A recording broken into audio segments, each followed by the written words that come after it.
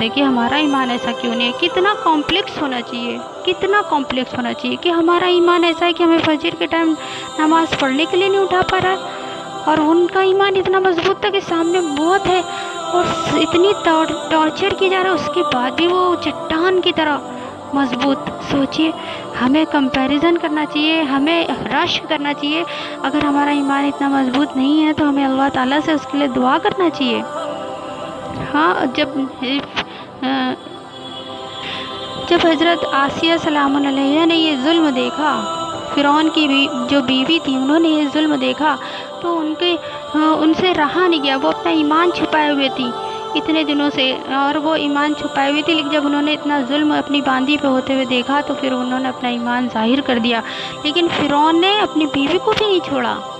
فرعون وہ ایمان والی عورت تھی، بہت زیادہ ایمان والی.